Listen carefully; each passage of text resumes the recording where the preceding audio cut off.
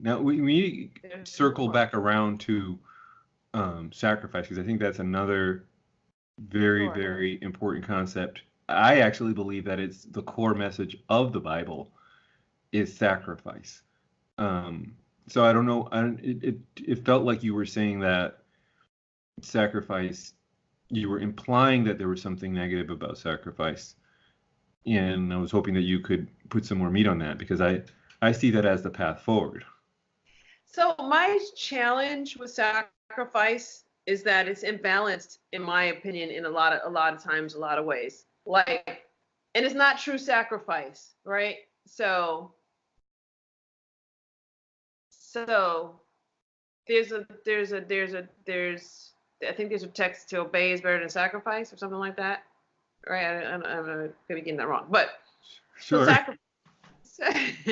sacrifice has been personally challenging to me because I felt that sacrifice can lead to tyranny. Yeah, sure. Sacrifice without love is tyranny. Sacrifice without love is simply oppression. Sacrifice without balance is stifling and suffocating, and it's like you're drowning. I don't know what you mean by that. I mean, why would it be? Why would it be a tyranny? What? Because most people's definition of sacrifice, in my opinion, is someone making you do something, which is not really sacrifice. No, that's not sacrifice. But that's what Someone making you sacrifice. do something has nothing to do with sacrifice. But that's what you're taught in Christianity, for example. That's just one thing because I'm very familiar with Christianity. But don't do this, don't do that, don't do this, don't do that, and it's a reward punishment. Why are you doing it? But I'm saying you're doing it because you're doing it for a reason. You're sacrificing because you want the gift at the other end, which makes it not a true sacrifice. A true sacrifice is there is no gift at the end.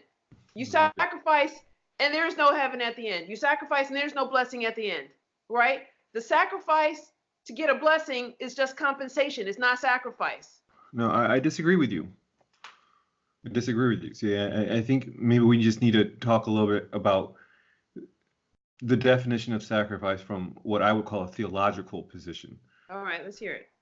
Which would be it starts right at the first story of the Bible with Adam and Eve. It's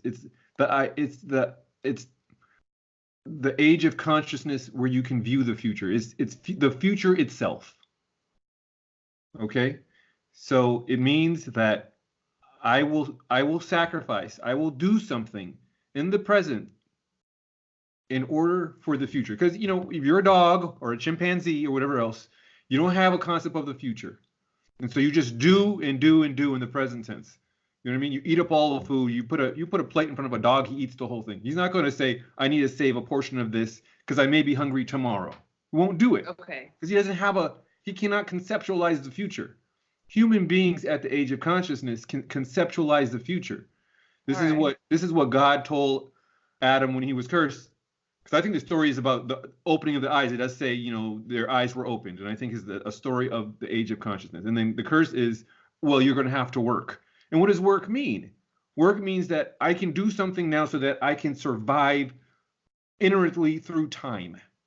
And that's what sacrifice is. I will do something right now so that tomorrow I can survive. I'll do something right now so 2 weeks from now my family can survive. And that's what sacrifice is to me. Sacrifice is I'll do something right now, give up something right now so that tomorrow can be better. I will store food in my cupboards so that I can eat food in the winter. I will go to school and not go to the party and whatever so that I can have a career that will allow me to feed my family. Because you can iterate this thing through 10 years, 20 years, 30 years. You know what I mean? You can iterate it out. And that's what the sacrifice represents. You can do something. It's sort of an active mode of being. I can do something right now to secure my future. So there is a reward, so to speak. I like what you're saying. So there's different types of sacrifice, and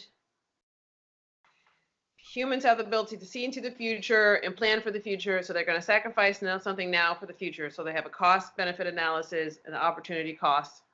So yes, that is a part of sacrifice, and that you're saying there's benefit to that. Yes, there is. But it gets more sophisticated than that. I see you working it in your mind, and your eyes are looking upward, accessing that part of your brain.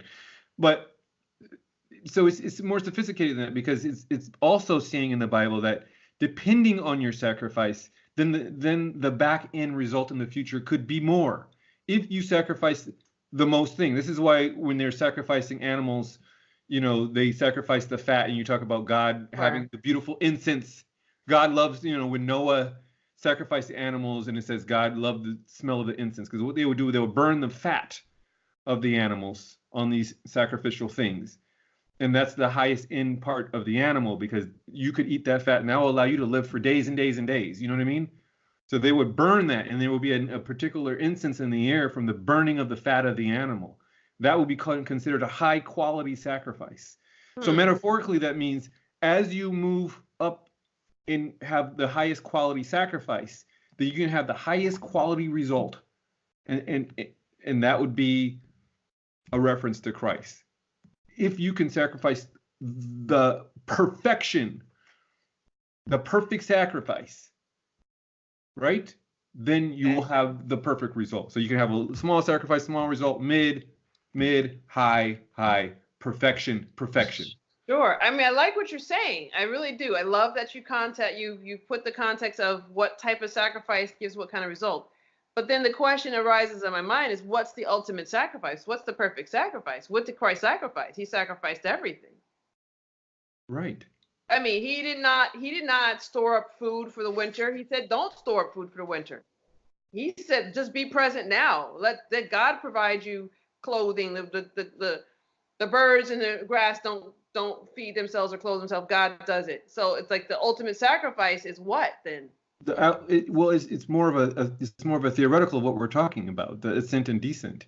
If you can transform, if you can let your presuppositions go, if you can let your preconceived notions go and let those die, and allow yourself to be open to truth and love, then the ultimate thing will happen to you. You will ascend, the power, the glory, and everything will be yours. You will be, quote, saved. But I'm taking that from a psychological point of view. I'm not diminishing, people who take that literally. But I am saying that it does represent something, and it represents that if you follow this particular process, which is what the archetype of Christ represents, stripping away, any religious or however you want to call that, and I want to just be clear that I'm not saying that that's not the case or that's not truth. I'm just saying for this conversation, we're talking about an archetype. Sure.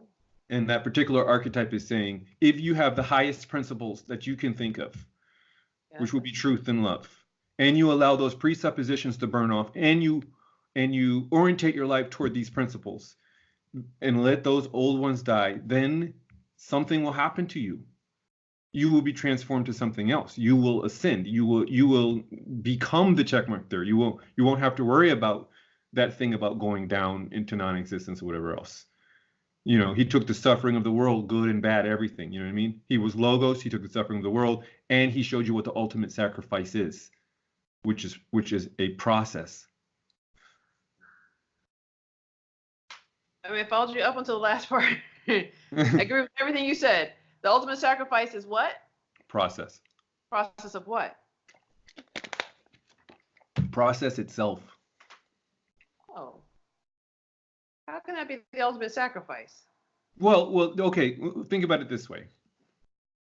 There's the ultimate state of being, right? Yeah. Right? Yeah. Heaven. That's the ultimate state of being. But I'm saying there's something higher than the ultimate state of being. Okay. The thing that would be higher than the ultimate state of being is the mode of being that gets you to. So you think the process has become your God? Well, I think the process supersedes the actual state of being, because the state of being could be arbitrary. But it works both ways, because you have on the bottom end, you have the worst state of being, hell, right? And you have the best state of being, heaven, right? The process by which the mode of being that gets you to the best state of being will be superior to the actual state of being, because you can always manifest it through the process. The same thing with hell. The process that gets you to the worst state of being actually supersedes the worst state of being. It's actually worse to be part existentially of the process that's getting you to hell than actually being in hell itself. So this is so fascinating to me. Fascinating. Because it's back to our core thing of being versus doing, right? Sure. You think doing ultimately is better than being. Even though you've kind of come over to my side on the being side a little bit more, you're ultimately saying the best is the process, which is the doing, right? You've still elevated that as your highest ideal. And I'm still saying being, right, is pretty high too. So if they're both high, I don't know that one is higher than the other right now. Well, I agree that they're both high, but I'm saying process is higher. And of course, because the thing that allows you to get to that state of being can be replicated. I understand. Which means that if you have that process in your mind, because, look, you can't be Christ, right? You can't be the ideal. You can't be Hercules. Why not? I mean, in a literal form of view. You can't become another person. But you can become your own best thing. Right, by extracting out the principles by which that person represents, by looking at the process by which they got to where they are. And then you can implement that process in you. But I know it's them, but you can do what they did. It sounds wonderful, Dave. I get what you're saying. It sounds wonderful. But my hearing of it, it sounds like avoidance of something at some point. Yes, it's a process, and it's a great process, and it's beautiful, and yes, continue to strive. But not everyone has to strive all the time, right? That's the thing I was talking about. There's something about just being and letting that be okay. Like always trying to get somewhere. There's nowhere to get. You understand what I'm trying to say? It's gotta be No. it's gotta be both. I mean, that's another. But I said the being thing was good. I know. I'm just saying that, but having the process by which gets you to that state of being would be considered empirically better for you. Well, I'm asking you to look at it from, I'm a rationalist, you know what I mean? A modern rationalist. That's the platform which I stand on, you know what I mean? That's why I'm always talking about evolutionary process and all this type of thing. I'm not going to give up on humankind's body of work, because I think that has allowed us to be what we are. That's where we get spaceships and buildings and cell phones and all that sort of stuff. Human beings standing on a platform of rationality, right? I mean, so I'm not going to give up on that. I hear you. I mean, it's the first. But that can be integrated with philosophical and theological concepts. So I understand the perspective. So I'm asking you to look at it from a philosophical and theoretical and a rationalist point of view. Which would be better? A state of being that's just arbitrarily given to you and you don't know how you got there. It's great for you. You're in heaven. Or would you choose the process by which the mode of being that can get you to that state of being at any point, because you're the thing that can get you there? I'm comfortable with both. And this is what I asked you what you're comfortable with. I said, which one is better? They're both better. No, there's no both better. That's not the definition. Love and truth. Which one is better? Which is better? It's not that, though. One is this. No, that's what I'm telling you. We're back to this again. It's the yin yang. Which is better, yin or yang? Process and state of being are not the same as yin and yang. Yes, it is. Why? It is. Because here's the thing, and I get to make this really great point. There's a riddle that people say, and I found the solution to the riddle, obviously, in my opinion. Sure. Which came first, the chicken or the egg? It's rhetorical, right? It's both. It depends on where you stop and look at it along infinity. If it's alpha and omega, right, it's both. You can't say alpha is better than omega. It's both. The process is going to lead you to the being, and the being is going to lead you to the process. You can't have one without the other. But I don't see. Maybe we can talk about that further, but I don't see how state of being leads you toward anything. It all goes back to the winning and losing about, if you're oriented properly in the world, you're not motivated to do anything. Let's hear. If you're already in heaven walking on streets of gold or whatever and eating chocolates all day, What are you going to change that for? Right, here it is. So the state of being is your state of awareness. You won't know what process to apply unless you know where you are. You can't apply a process in infinitum because the process has to be attached to the beingness. There is I'm okay with that. Okay, so once you have a process, then you have a being. Once you have a being, you have a process. They're intertwined together. You can't just have a process. A process without anything is pure chaos. No, you're the being in that scenario. I But understand. You have to be state aware, of being would be something different. but you have to be aware of your state of being. Right? Yes, and I agree that each consciousness is aware of their state of being. You get to do that. That's relative truth. That's what I call relative truth. True enough, you get to say where you are. No.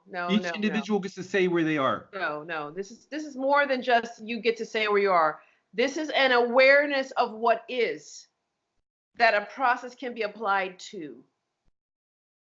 Yes, you can say it, but just saying it if it's not attached to something is nothing. You see what I'm saying? No, you still need to have a foundation. I don't agree with that. What's the foundation? The foundation is what is. The foundation is the beingness. That's what you're going to build upon. What are you going to put a process on? You're going to put a process on, hey, I'm at 3 and I want to be at 5. Well, knowing that you're at 3 allows you to do a process to get to 5.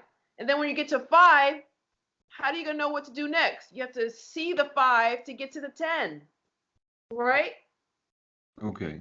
Once you get to the thing that you're processing on, then that's your new state of being that you can now put another process on top of, which of course never really ends because it's infinite. So you're saying you can't have a process without having an ideal. Is that what you're saying?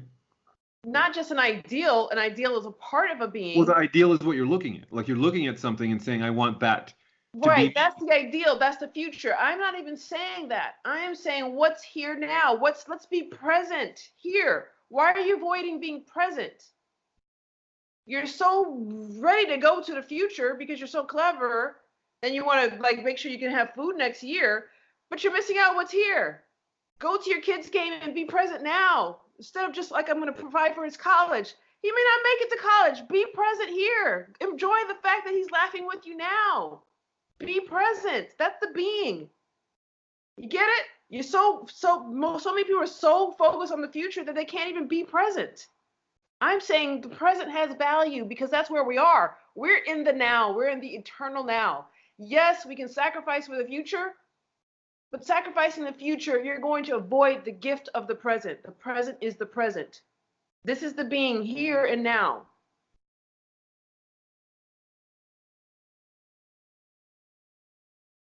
You see what I'm trying to say? Yeah, no, I will think about what you're saying.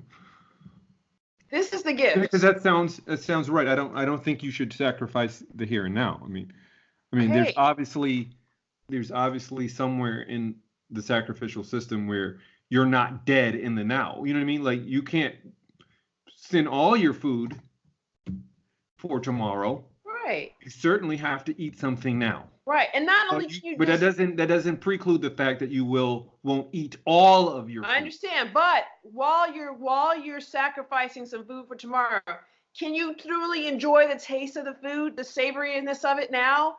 Can I just really be so present with the food of what I have now? You see what I'm saying? It's the gift of now that I feel like, not to be beating up on Christianity, they're so focused on heaven that they can't enjoy now. They're so focused on the process of perfection that they can't enjoy the now. Heaven is right here. Heaven is right here. Well, we got. Ooh, that's a tough one, Jewel. That's a whole. I'm just saying.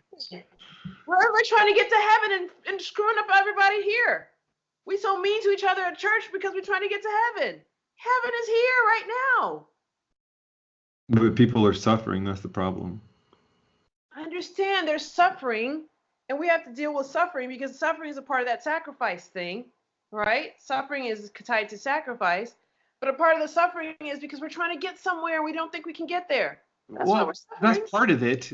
I mean, that's part of it, but the other part is that it sucks right now in their perception. And so you want to get away from what the now. There's a reason why they think it sucks, right? And we got to pretty much got to examine that. The world is tough. It's tough. And it's great. Sure. Okay, so it's not just tough. If we're focusing just on the toughness, that means we're probably looking to something and not being present, or not feeling, or maybe we're going through the descent, and we're saying the descent is great, but it's tough, right? But it's great. So people are going through the suffering of the descent so they can bottom out and ascend, but they're so mad at the process, which is back to process, they can't even appreciate where they are in the process, which is the being. Yeah. No, I think you have a lot of wisdom there. I mean, honestly, I'm willing to sacrifice part of my theory to bring it more to a balanced approach, because I do think that the now, Yes. what you're saying is synonymous with being, Yes. is important. Because, I never wanted to say that the state of being isn't good. It's good. Sure. Yes. I just think that the thing that gets you to that state of being Sure. would be higher on the hierarchy. It's also good. It's also good. But for me to now say that they're both on the exact same level, that may be too much of a descent. I understand. Right now at this very second, but I will certainly consider it. Yes. All right, but we'll have to continue this conversation. Oh, I have to go. Later.